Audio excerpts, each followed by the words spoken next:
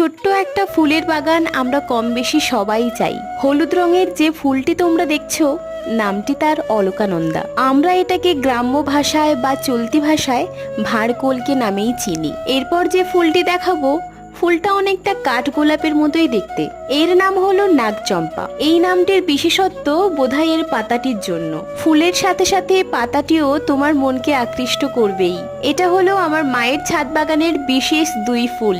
সকালে একটু ছাদে এসেছিলাম, ভাবলাম তোমাদের সাথে ফুলগুলোর পরিচয় করাই। আজকের দুপুরের লাঞ্চের মেনুতে ছিল করলা ভাজা, কাঁচকলা ভাজা আর আমার ফেভারিট মুসুর ডালের বড়া, মাছের ঝাল আর চিংড়ি মাছের বাটি চচ্চড়ি। এই গরমে বাঙালির শেষ পাতে আম থাকবেই। বিকেলের দিকে খাচ্ছিলাম কলা, খেজুর আর ডিম সেদ্ধ। সন্ধেবেলায় একটা ড্রেস কিনতে গিয়েছিলাম, সেখানে এই শাড়িটা খুব পছন্দ হচ্ছিল, তাই দেখছিলাম, কিন্তু এখন নেব না। তবে কোন ড্রেসটা নিয়েছি সেটা অন্য কোনো দিন শেয়ার করব। আজ আসি, টাটা।